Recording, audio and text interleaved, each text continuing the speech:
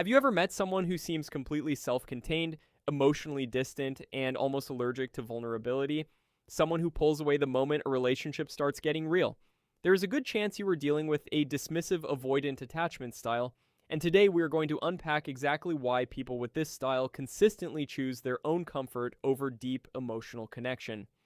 To understand this pattern, we have to go back to the very beginning. Attachment styles are formed in early childhood, shaped by how our caregivers responded to our emotional needs. For the dismissive avoidant, those needs were consistently unmet, minimized, or outright dismissed. Maybe they were told to stop crying, or their emotions were ignored entirely.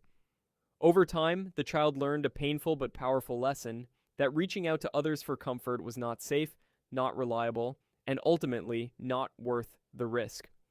That lesson became the foundation of everything. At the heart of dismissive avoidant attachment lies a deeply rooted belief that was formed long before adulthood ever arrived. When a child repeatedly reaches out for emotional support and receives nothing in return, or worse, gets dismissed entirely, the mind draws a very logical conclusion for its age. Other people cannot be counted on. And if others cannot be counted on, then the only truly reliable source of safety is yourself. This is not a conscious decision.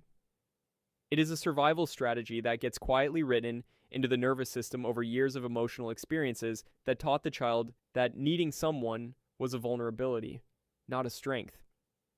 Over time, self-sufficiency stops being just a coping tool and becomes an identity. Comfort found within oneself starts to feel not like a preference, but like the only real form of stability that exists. This is the foundation everything else is built upon for a dismissive, avoidant person. Now that we understand where this self-sufficiency comes from, let us look at what actually happens inside the dismissive, avoidant brain when emotional closeness begins to increase. For most people, intimacy feels like a reward. It activates warmth, safety, and connection. But for the dismissive avoidant, the brain has been conditioned to read that same closeness as a threat. When someone gets emotionally near, their nervous system does not respond with comfort. It responds with stress. Their heart rate may increase, their mind may race, and an almost automatic urge to pull back takes over. This is not a conscious decision. It is a deeply embedded neurological response shaped by years of early experience. Solitude, for them, is not loneliness. It is regulation. It is the one environment where their nervous system finally feels safe enough to settle. Choosing personal comfort over connection is quite literally how their body knows how to calm itself down. Now that we understand how the dismissive avoidant brain perceives closeness as a threat, it makes sense to look at exactly how they respond to that threat. This is where emotional deactivating strategies come in. These are the specific, often unconscious behaviors dismissive avoidants use to turn down the volume on emotional intensity, both within themselves and in their relationships. When feelings start to rise or someone gets too close, they might suddenly withdraw without explanation, throw themselves into work or hobbies to stay occupied, or shift every emotional conversation into a purely logical discussion. These are not random habits. They are carefully constructed internal tools designed to create distance from vulnerability. By staying busy, they avoid sitting with uncomfortable feelings.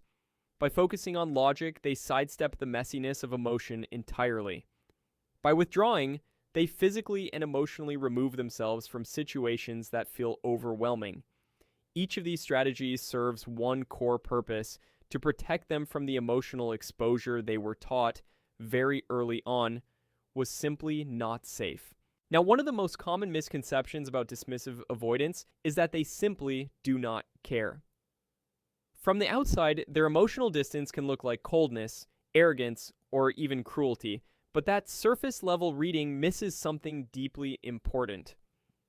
When a dismissive avoidant pulls away or seems unmoved by your emotional needs, they are not choosing indifference over you. They are choosing survival over vulnerability. That distinction matters enormously. Long before they ever entered a romantic relationship, their nervous system learned that emotional openness led to pain, disappointment, or abandonment. So the walls they built were not built against you specifically. They were built against a world that once felt emotionally unsafe. What looks like not caring is actually a deeply unconscious protective response, one that was constructed in childhood to keep them emotionally intact. Understanding this does not excuse the behavior, but it does completely reframe what that behavior actually means at its core. For dismissive avoidance, independence is not simply a lifestyle preference. It is the very foundation of who they believe themselves to be. From an early age, they learned that needing others led to disappointment, so they built an identity around not needing anyone at all. Being self-sufficient became their greatest source of pride and their most reliable form of protection. Over time, this transformed into something much deeper than a coping strategy. It became their core identity. When someone or something challenges that independence, whether it is a partner asking for more emotional availability or a situation requiring them to lean on another person, it does not just feel uncomfortable. It feels like an existential threat. It feels like being asked to erase a fundamental part of themselves. This is why dismissive avoidance can react so strongly to what others might see as simple requests for closeness. To them, it is never just about the moment. It is about who they are. What makes dismissive avoidance particularly unique is not just what they do, but how they actually experience emotions on the inside. Unlike people who can sit with feelings and process them openly, dismissive avoidants tend to either suppress emotions entirely or intellectualize them, meaning they analyze feelings from a distance rather than actually feeling them. If something painful happens, they are far more likely to explain it logically than to let themselves grieve it. This is not a conscious choice. It is the only emotional language they were ever taught. Vulnerability was never modeled as safe, so the nervous system learned to treat it as dangerous. Choosing their own comfort, then, is not selfishness in the traditional sense. It is their most reliable tool for avoiding the raw discomfort of emotional exposure. Until they learn that feelings can be experienced without being destructive, comfort will always feel safer than the terrifying unknown of truly letting someone in. This push and pull dynamic is one of the most confusing patterns for anyone in a relationship with a dismissive avoidant.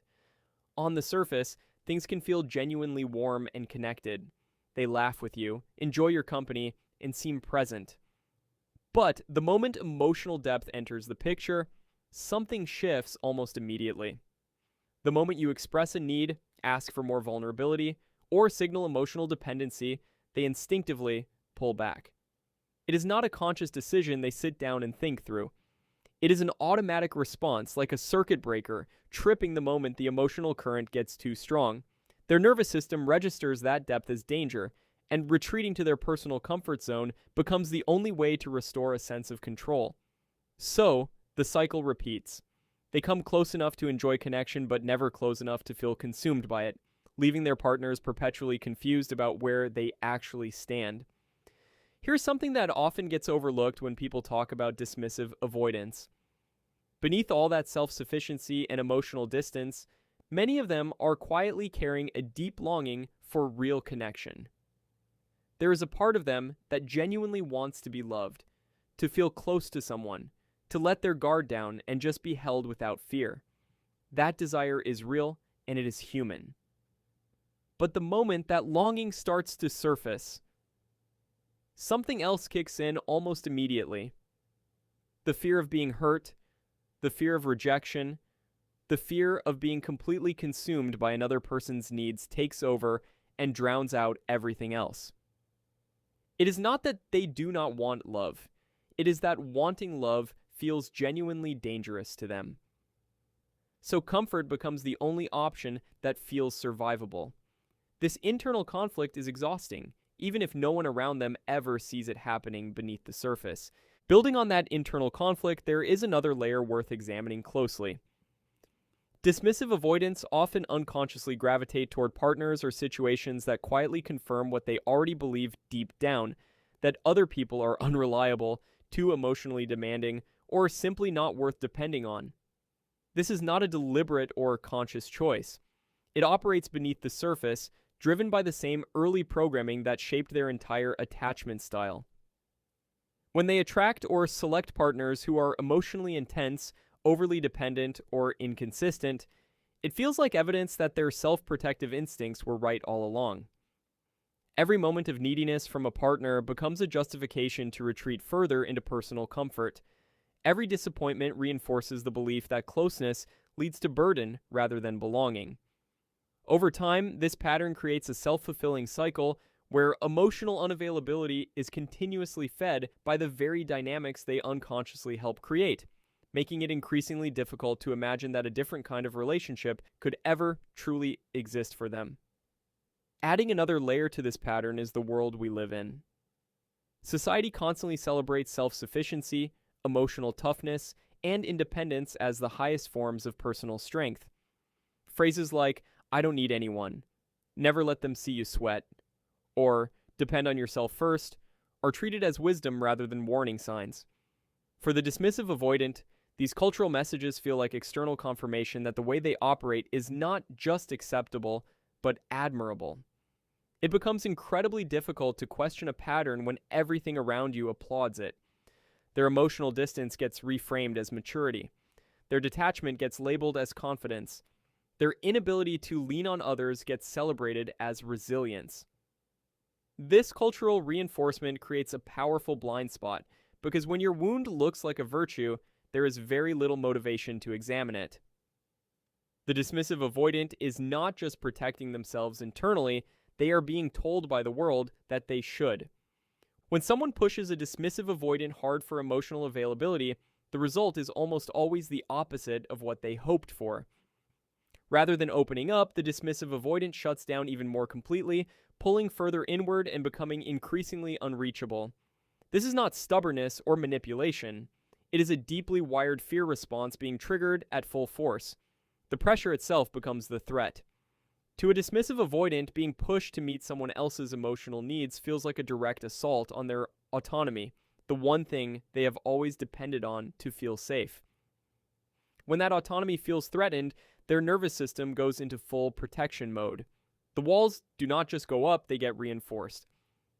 Urgency and emotional demands from a partner essentially confirm their deepest fear, that closeness means losing control of themselves. So the harder they are pushed, the deeper they retreat into the only place that has ever felt truly safe, which is themselves. But here's where things begin to shift. Healing for a dismissive avoidant does not start with forcing vulnerability or diving headfirst into emotional depth. It starts with something far more foundational, and that is self-awareness. The moment a dismissive avoidant begins to recognize that their pattern of choosing comfort over connection is not simply who they are, but rather something they learned in order to survive, everything changes. That distinction matters enormously. A learned response can be unlearned.